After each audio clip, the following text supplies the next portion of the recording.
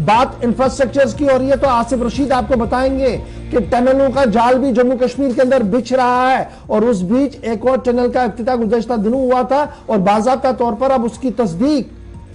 मरकजी वजीर नितिन गडकरी की तरफ से कर दी गई है।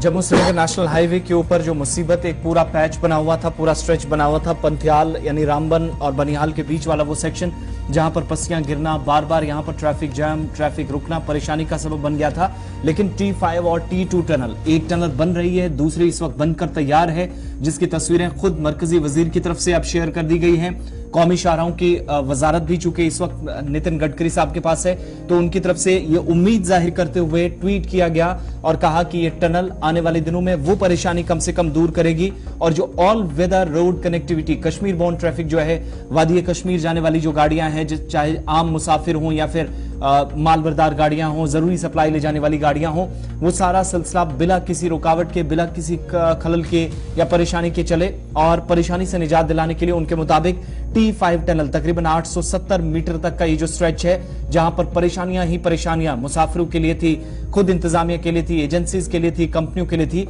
तो उसको दूर करने में ये T5 टनल जो है वो बड़ा अहम रोल अदा करने वाला है। दूसरी बात उनकी तरफ से कही गई कि भारत सरकार की तरफ से प्रगति का हाईवे और गति शक्ति के जो दो नाम दिए गए हैं, जिसके तहत मुल्क के अंदर कौमी शाहराहों का याफ्ता सड़कों का जाल बिछाने की कोशिशें हो रही हैं। मुख्तलिफ स्कीमों के तहत कुछ बड़े प्रोजेक्ट सरकार की तरफ से शुरू किए गए हैं, कुछ तकमील को पहुंचने वाले हैं। तो T5 टनल जो है वो आने वाले दिनों के अंदर, जिसको इंतजामिया ने जिले सतह पर फैसला लेने के बाद खोल दिया था, पिछले दिनों ट्रैफिक यहां से रवाना किया गया। यानी जो स्टील ब्रिज आप देखते थे, सिर्फ एक पत्थर गिरने की वजह से उसका गिर जाना और उस स्टील ब्रिज के गिरने की वजह से बार बार ट्रैफिक निजाम मुतासिर होना, उससे निजात अब लोगों को मुकम्मल तौर पर मिली है। इसके साथ साथ इस वक्त दो तीन चीजें जो अपने ट्वीट में मरकजी वजीर नितिन गडकरी की तरफ से कही गई है। जम्मू श्रीनगर नेशनल हाईवे के ऊपर बनने वाला ये जो टनल है कितना मुफीद साबित होगा, क्या क्या इसका डायरेक्टली फायदा है, इंपैक्ट क्या पड़ने वाला है। ऑल वेदर कनेक्टिविटी की बात हो रही है तो एक तो उसका उन्होंने जिक्र किया, दूसरा ये कई घंटों तक जो लंबा ट्रैफिक जाम था या परेशानी वाली बात थी,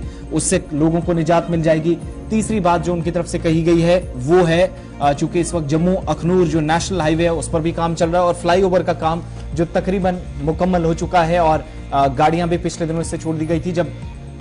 मरकजी वज़ीर दाखिला जम्मू पहुंचे थे तो उस वक्त इस फ्लाईओवर को भी ओपन किया गया था और उसके बाद अब ये जो हाईवे है यानी अखनूर जम्मू हाईवे जो पुंछ और राजौरी को भी कनेक्ट करेगा, उस पर भी उन्होंने उम्मीद जाहिर करते हुए कहा कि ये भी इलाके की आवाम की तमाम मुसीबतें, परेशानियां बिलखुसूस जो ट्रैफिक के हवाले से वो दूर करेगा। और साथ ही साथ 880 मीटर ये जो टनल है हाईवे के ऊपर, बहुत बड़ा प्रोजेक्ट है, आने वाले दिनों के अंदर वो भी फरवरी 2020 में जिस पर काम शुरू हुआ था वो भी लोगों को बहुत राहत पहुंचाने वाला है। और